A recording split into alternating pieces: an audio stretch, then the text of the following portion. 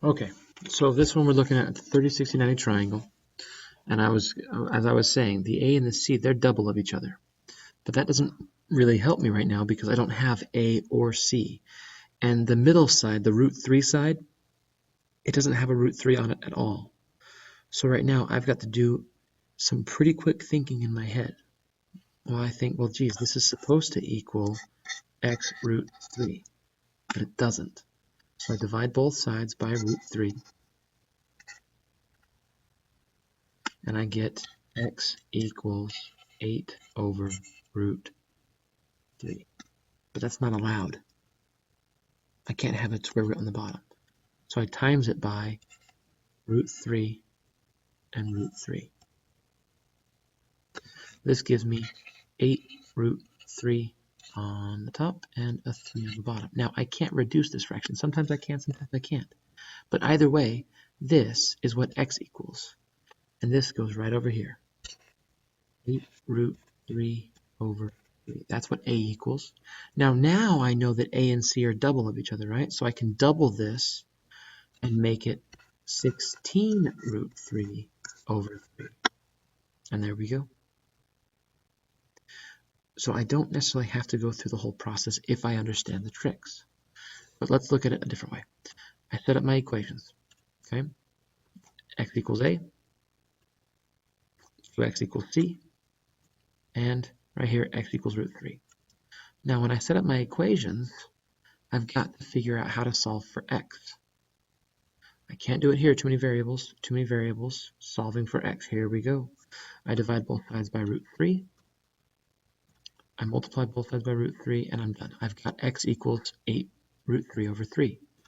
I plug that in for x equals a, and then I double it, and I get c.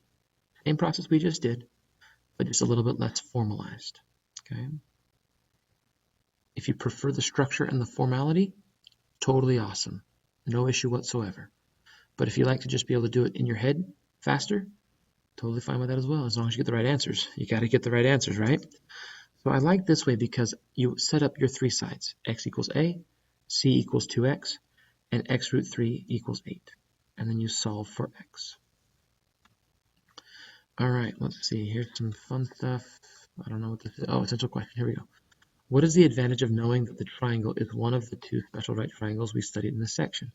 Well, if you know it's one of the special right triangles, then it makes your life so much easier because you can solve for missing pieces without having to do the Pythagorean theorem. There you go. Give it to you. All right. Oh, I love this question. Oh, this is going to be just like on the test. Okay, so right here we've got 4 root 2. Well, think about your 45 triangle. If this is 4 root 2, then my x is 4. So that means that D is 4, and that means C is 4. Now we switch around, and we say, now I'm looking at, I wrote C there, that's funny, 4. Now I look at this triangle over here, and I say 30. Well, this is my short side. Where's my longest side? Right here. Well, I say A is 8, and B is 4 root 3. That's how easy this question can be. No math, no confusion, just recognizing that this is x root 2. Well, x is D and x is C. So I just put the 4 there. And over here, this is my short side, so I know I double it for my long side, and I tack on a root 3 at the back for my middle side. So let's go ahead and do the long. Let's go ahead and do the formalities. D equals x and D equals x. And this equals x root 2. Right here, I should be able to see that x and 4 are in the same position. So I should know that x equals 4. Okay? That's just right off the bat. I know it. X and 4 are same position. Therefore, D equals 4 and C equals 4. Now I look over here at my 30, 60, 90 triangle. Now I start drawing my little equation. Oh, not, sorry. Control Y. No. All right, sorry about that. All right, so now I look here and I say C equals 4 equals X, and A equals 2X, and B equals X root 3. So I plug in my X's, and I get root 3, right, because X equals 4 right here. So I plug in the X right here, and I get 4 root 3. I plug in the X right here, and I get 8. So just by plugging it in, I can get 4 root 3 and 8, which is exactly what I said before. You just double the x and then put a root 3 on the back of it. But either way works. This example represents a 4-point problem on the test. Hopefully that is good news. Study this one. You need to be able to do this problem from start to finish. Good luck. Now, this is another one that represents a test question. Okay, this is very similar. So right here, I've got a 60, 60, and this top angle has to be 60. Right off the bat, I've got half my answer.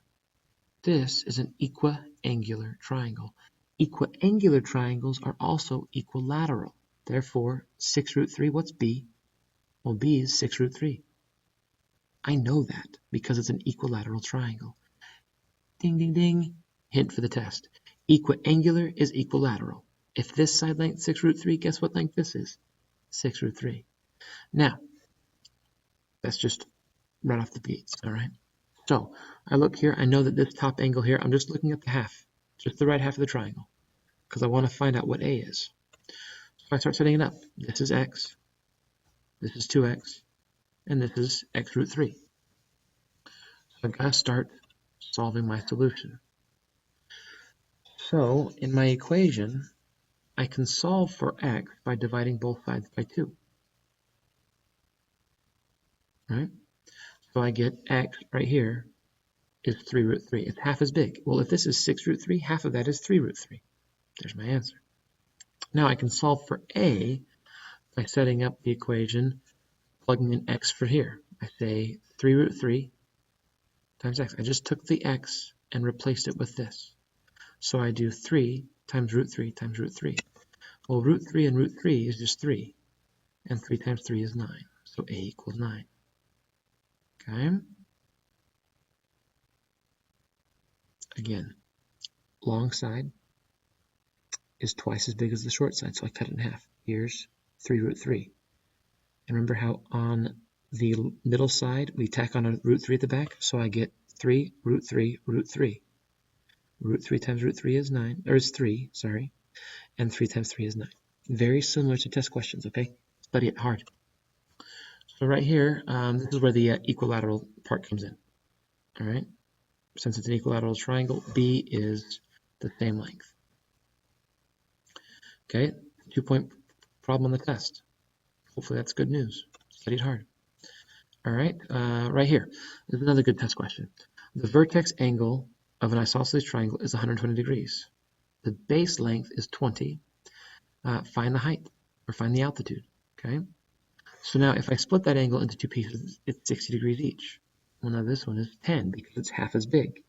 So now I've got this whittled down to a science. I do x, 2x, and x over 3.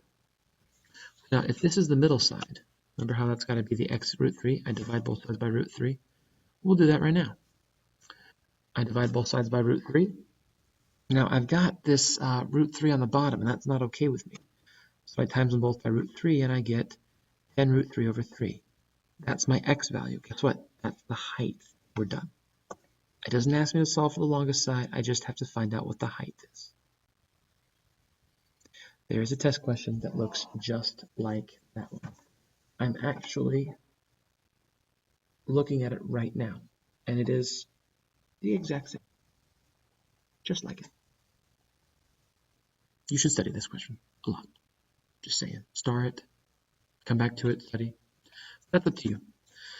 Right here, so far, what we've got. Right here, we've got 3 problems of simplifying square roots, 3 problems of the Pythagorean theorem, 2 problems of area of triangles. So from section 5.1, you know enough to do the problems there on the review worksheet. So you should be keeping up on your review worksheet, guys. You should be able to do all of these problems. On special right triangles, there's one section on the test, section 5.3. You're going to have to do a lot of these from 5.3 that we did today. Special right triangles, that's a whole section of the test, is all that. And it's not just one section, there's quite a few questions like this all over the place. So now you know enough to do 6 through 19 and 21 on the review worksheet. So you should be able to do most of the review worksheet right now. And get crack-a-lackin'. Get it done now so you don't have to do it later. Also, summarize what you learned today, and your homework, do your review worksheet, and fill in your notes. Oh, homework. Homework for section 5.3. Let's take off some problems. 5.3 homework reduced. We are taking off problems 7, 8, and 9, and remove problems 11, 12, 15, 16, and 20. Please remove those problems from the homework assignment. They are extra credit. If you do them, they will only help your grade. So enjoy the reduced homework assignment, and see you next week.